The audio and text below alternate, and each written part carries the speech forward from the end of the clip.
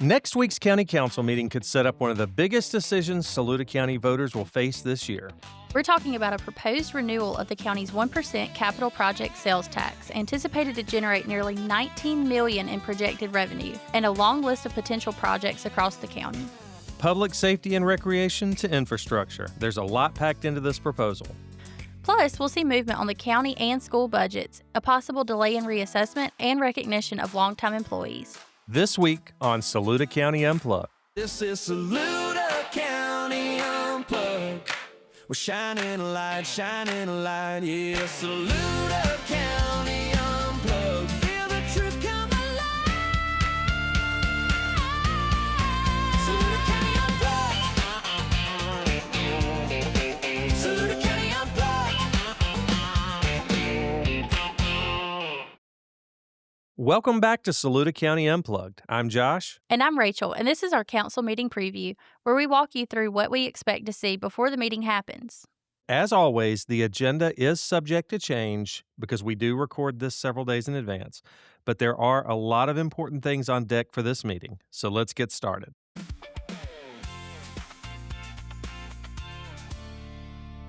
We'll start today with probably the biggest item on the agenda, which is the first reading of an ordinance to reimpose the 1% capital project sales tax, or CPST. Now, this isn't a new concept for Saluda County. The county has had a 1% capital project sales tax in place for the past 8 years. These types of taxes are set up in increments of up to 8 years, and what's being proposed now would be the next 8-year cycle of this sales tax. Now, before we get into it, just a little reminder of the process. Council has to go through 3 readings and a public hearing before they can adopt the ordinance. And even if they do adopt the ordinance, in this case, this particular item has to go to a countywide referendum. So ultimately, the voters will decide whether or not this capital project sales tax is in place and whether or not these projects get funded. From a numbers standpoint, the state is projecting that this tax would generate about $18,977,000 over that 8-year period. The total cost of the proposed projects comes in at about $17,793,750, so it falls within that projected revenue. Another important piece of this is how this project list was created. While County Council did put forward some ideas, projects were submitted from various entities, and the projects were ultimately reviewed, prioritized, and selected by a committee made up of community members. So this list is really the result of that committee's process, not the county council acting on its own. One detail that often gets overlooked is that the order of these projects is important. These projects have to be funded in the order that they appear in the resolution. So if the revenue comes in lower than expected, projects further down the list may not get funded. When you look at the list, it covers a pretty wide range of needs across the county.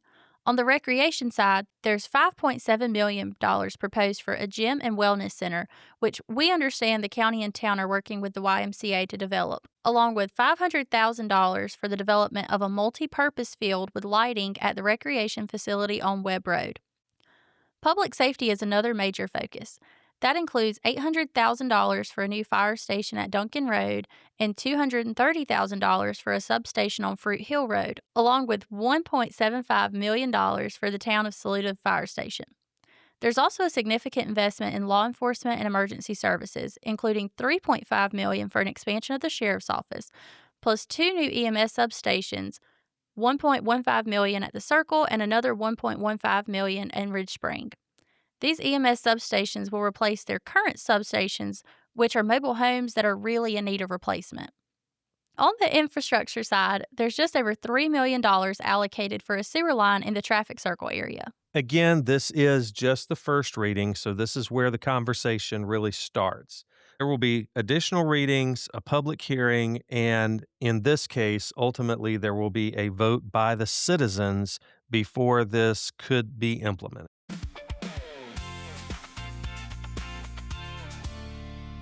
Next, we expect third reading of Ordinance 02-26, which is the proposal to postpone the county-wide reassessment by 1 year.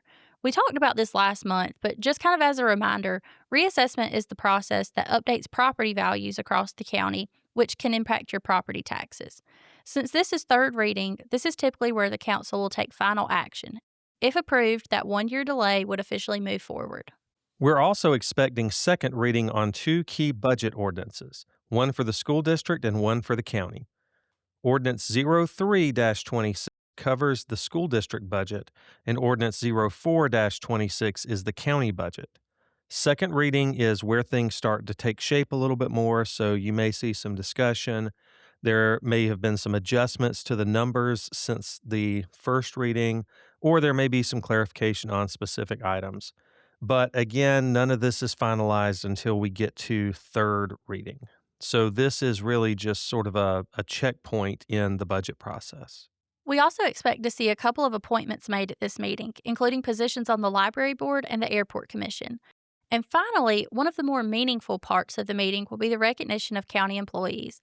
This time, Council will present resolutions honoring two individuals for their longtime service: Building Maintenance Supervisor John Oscar Perry and Detention Center Jailer Sheila Abney. Moments like this are a great reminder that behind all of the agenda items are people who have dedicated years to serving our community.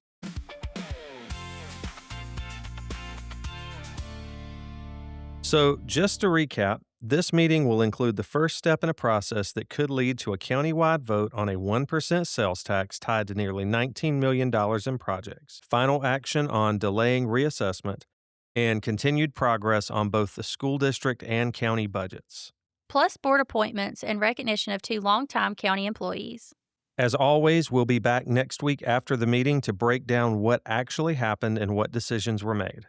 Until then, stay informed, stay engaged. And we'll see you next week on Saluda County Unplugged.